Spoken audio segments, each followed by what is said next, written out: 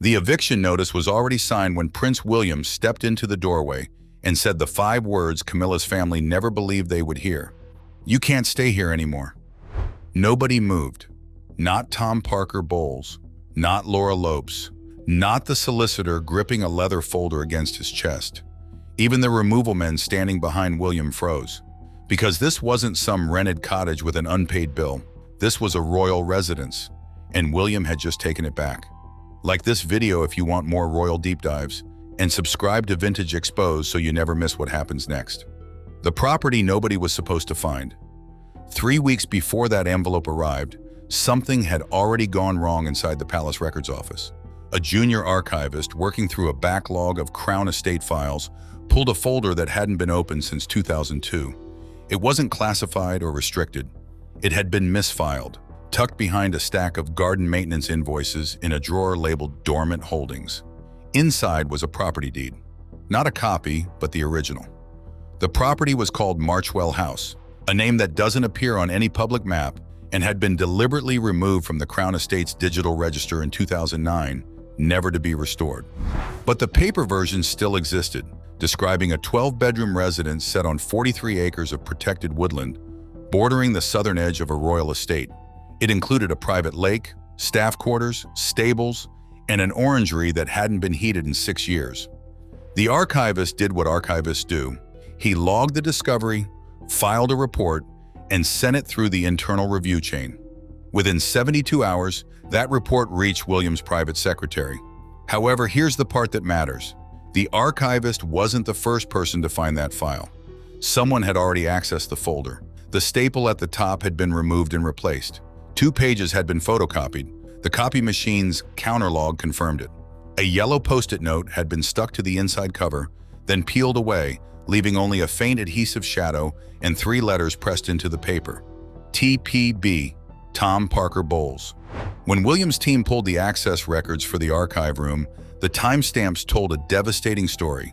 Tom had signed into the building using a guest pass issued by Camilla's private household 6 weeks earlier. He had spent 47 minutes inside and signed out without logging any files reviewed. That alone wasn't a violation. Camilla's family had been given informal access to parts of the estate office before. Charles had allowed it, and it was one of those arrangements that nobody questioned because nobody was supposed to notice.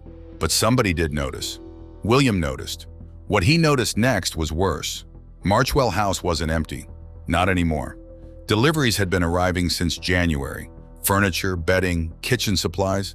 A private security company had been contracted to install cameras at the front gate, and a landscaping crew had resurfaced the main driveway. Somebody was preparing to move in. Camilla's team insisted it was routine maintenance, a preservation effort, nothing more.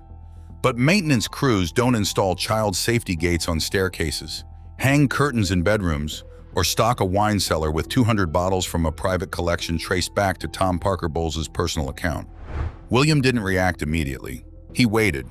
That was the part Camilla should have feared most. When William shouts, there's room to negotiate. When he goes silent, the decision has already been made. He pulled the original trust document attached to Marchwell House and called the Crown Estate's chief legal officer. He requested a full occupancy history going back 30 years. When everything was assembled, every record, every receipt, every timestamp, he placed it all inside a red dispatch folder with the Prince of Wales cipher embossed on the cover. Then he made one phone call, not to Camilla, not to Charles, to Prince Edward. The letter that should never have been signed. Camilla believed one document made all her concerns irrelevant, a handwritten letter signed by King Charles, dated less than 5 months earlier. This letter granted her immediate family what was described as continued domestic access to certain Crown Estate properties during the sovereign's pleasure. The wording was significant. Continued implied permanence, domestic indicated family use, and during the sovereign's pleasure suggested that this access would last as long as Charles remained on the throne. Camilla treated that letter like armor. She showed it to the estate manager, referenced it in private conversations with household staff, and according to one palace source, even placed a framed copy inside Marchwell House itself. However, the letter had a critical problem. It undermined the entire arrangement. Charles didn't control Marchwell House. He never had. The property was placed within a legal structure known as the Marchwell Reversionary Trust, established by Queen Elizabeth in November 2001. This trust was narrow, specific, and almost surgical in its precision. It allowed temporary use by the monarch, the heir, or guests, but permanent residence could be authorized only by the trust's designated beneficiary. Charles was not that beneficiary, neither was William. The beneficiary's name was sealed in a schedule attached to the original trust document. This schedule could only be opened once two conditions were met: the death of Queen Elizabeth and the formal granting of a specific royal title. Both conditions had now been fulfilled, the title being the Dukedom of Edinburgh, and the beneficiary was Prince Edward. The moment William confirmed this fact, the letter signed by Charles became worthless.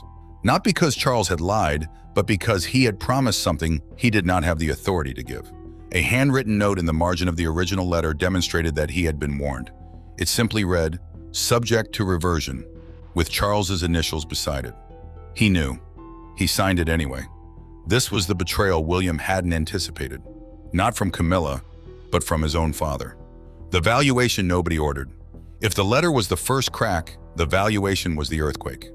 3 weeks before William arrived at Marchwell House, a private surveyor was commissioned to assess the full market value of the property. This was not a maintenance report or an insurance estimate.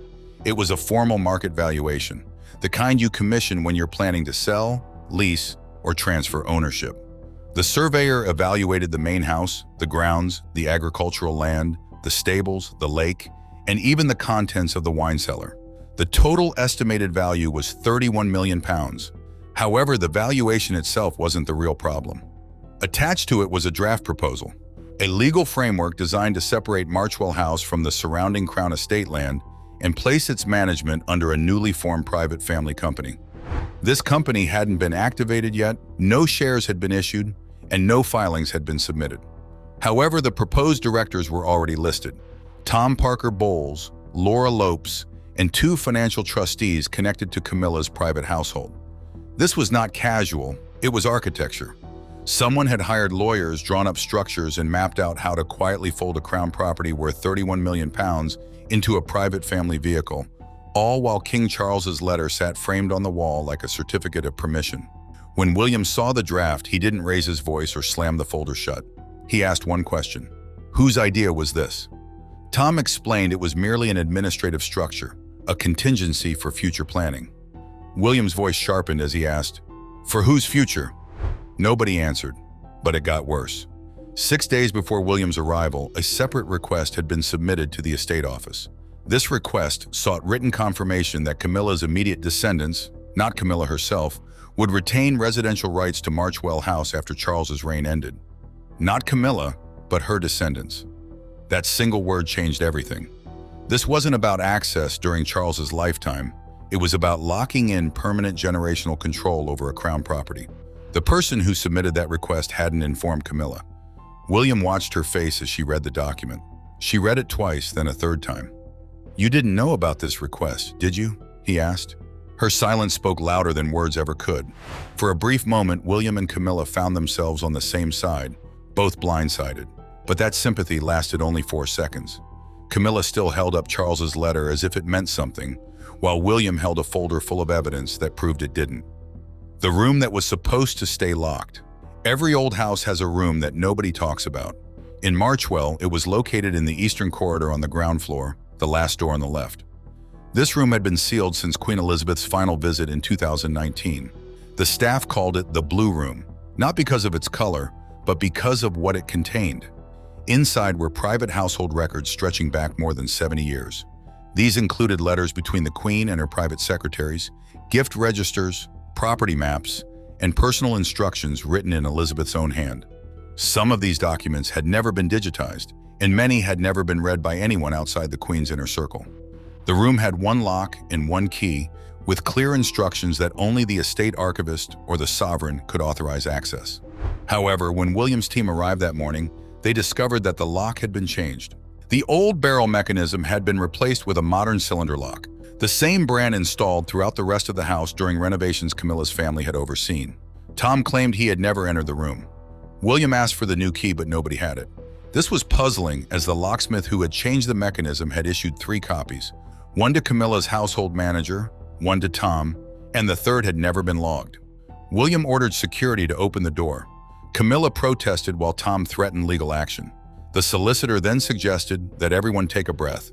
After some hesitation, the lock was drilled out and the door swung open. The room was intact.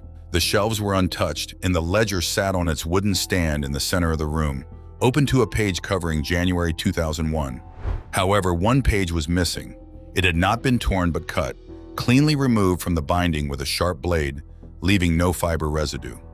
This missing page contained estate decisions made in the weeks immediately before Queen Elizabeth signed the Marchwell Reversionary Trust. Whatever information was on that page explained why Elizabeth had created the trust in the first place, why she had chosen Edward, and why she had deliberately excluded Charles from permanent control. William glanced at Tom, who looked back at the solicitor, while the solicitor studied the floor as if the carpet pattern had suddenly become the most fascinating thing in the room. But the page hadn't vanished completely. A copy existed in the Royal Archives at Windsor, and William already had it: the Queen's private reason. The missing page revealed a story that no one in Camilla's family wanted to hear. Queen Elizabeth created the Marchwell Trust for a specific reason. She did not want the property to pass to Charles. This decision wasn't based on distrust or doubts about his judgment. Rather, it stemmed from Charles's access to multiple residences and significant institutional support. He had Highgrove through the Duchy of Cornwall, Clarence House in London, and Berkhall on the Balmoral estate, along with the full machinery of royal infrastructure backing him. In contrast, Edward had none of these advantages. Anne had Gatcombe Park, which the Queen purchased for her in 1976 as a wedding gift. Andrew had Royal Lodge accommodations at Windsor, and Charles enjoyed his collection of duchy properties. However, Edward's position had always been different, quieter and less certain. He and Sophie lived at Bagshot Park on a Crown estate lease, a property they didn't own and couldn't pass down. His income from royal duties was modest compared to his siblings, making his future appear the most vulnerable in Elizabeth's eyes. To protect him, Elizabeth acted quietly, as she often did. The trust ensured that Marchwell House, along with its grounds, agricultural income, private archives, staff cottages, and valuable contents, would belong to Edward once specific conditions were met. He could choose to live there, leave it empty, pass it down to one of his children, or allow someone else to stay. However, no one, neither Charles nor Camilla nor their combined families, could claim it through royal favor alone. This was the trust's brilliance. It removed politics from the equation entirely. The king's preferences or whom he married mattered little. The property followed the terms outlined in the document, not personal relationships. Camilla's family had unwittingly walked into the complexities of this arrangement. When William placed the copied page beside Charles's letter on the table, the contrast was striking. 2 documents, 2 generations, 2 promises, but only one was legally tied to the property. Charles had offered Camilla's family access to an estate that was never his to give away. He had signed a letter that contradicted a trust established by his own mother, fully aware, as the margin note indicated, that a reversion clause existed. Camilla sat down slowly, feeling the room change. The atmosphere had shifted dramatically, although not literally. Everyone sensed the tension. This was no longer just a family disagreement. It was a legal reality that no amount of royal authority could alter. Edward hadn't demanded the house or requested anyone's removal. He had made one quiet request through proper channels, a complete inventory of the property before deciding how to proceed. However, once the estate office began preparing that inventory, they unearthed the valuation, the company proposal, and the request for inherited residence. Edward had sought paperwork only to uncover a plan he hadn't anticipated. William had come to stop it before it escalated into a scandal that could tarnish the monarchy entirely. The phone call that ended everything. Charles called at 3:47 in the afternoon. Not Camilla, not the estate office. William. The phone rang twice. William stepped into the library and closed the heavy oak door behind him. Camilla followed him as far as the hallway. So did Tom, so did Laura, so did the solicitor. The only thing separating them from the conversation was 2 inches of antique timber and 200 years of protocol. Nobody heard Charles's exact words. They only heard William's side. "No, sir." A pause. "That isn't possible now." A longer pause. "Because Edward has already been informed." Camilla closed her eyes. That was the trap. Not the legal documents, not the trust, not the valuation report. the fact that Edward already knew. Charles could pressure William. He could order delays. He could frame the entire situation as a misunderstanding. But he could not quietly bury something that his brother had already received in writing. William spoke once more. His voice was lower now, almost gentle, but the words carried the weight of a closed door. "I won't ask him to surrender it." A long silence ensued. Then one final sentence: "You should never have promised it." The library door opened. William stepped out, still holding the phone at his side. The screen had gone dark. Camilla searched his face. What did he say? William didn't answer, but his expression told her everything. Charles had asked him to stop the eviction. William had refused, not as a son defying his father, but as the Prince of Wales enforcing a trust the king had chosen to ignore. Camilla's anger drained from her face.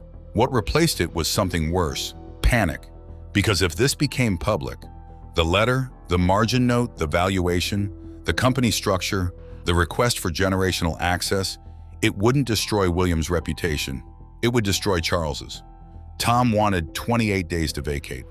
William gave him 48 hours. The solicitor demanded written justification. William handed him one. 32 pages, prepared before they had arrived. Every argument anticipated, every loophole sealed. Camilla made one last attempt. She called Edward directly. Once, no answer. Twice, voicemail. On the third attempt, Edward's private secretary picked up. Polite, almost painfully polite. "His Royal Highness is unavailable." "When will he be available?" "After the inventory is completed." That wasn't Edward avoiding the fight. That was Edward making a decision, quietly, firmly, exactly the way his mother would have done it. Camilla lowered the phone. Outside, inventory officers were already unloading crates. By sunset, the first vehicles were pulling out of the estate: suitcases, children's toys, kitchen boxes, and a wine collection that had arrived only 9 days earlier. Tom carried the family photographs himself. Laura stood by the car, watching each load disappear down the gravel drive. Camilla remained under the stone entrance. She didn't cry, she didn't shout. She stared at Charles's letter in her hands. A royal signature, a royal promise, completely useless against a document signed by a dead queen who had anticipated this exact moment 25 years before it arrived. William stayed until the last private vehicle was loaded. Then a courier arrived carrying a black dispatch box. Inside were 2 items: Edward's signed instruction refusing continued residence to Camilla's descendants, and a handwritten note that Queen Elizabeth had placed with the original trust. William read it, then handed it to Camilla. Nobody knows what every line said, but the final sentence was visible to everyone standing close enough. A home held for the crown must never become payment for private loyalty. Camilla looked at the empty windows above her. For years, she had believed the greatest threat to her family's position would come when William eventually became king. She was wrong. The threat had been waiting inside a sealed envelope, protected by a brother Charles had underestimated, and enforced by a son who finally refused to look the other way. William walked toward his car. Camilla called after him. "Where are we supposed to go?" He stopped but didn't turn around. "You have 48 hours. Then the gates closed behind him. So tell me, did William protect the crown, or did he cross a line that can never be uncrossed? Share your thoughts in the comments, because this conversation is far from over. If this is the first video you've watched of ours, subscribe now and hit that bell icon. The next significant document that surfaces may not just remove Camilla's family from a house. It could remove them from the monarchy entirely. We'll see you in the next video.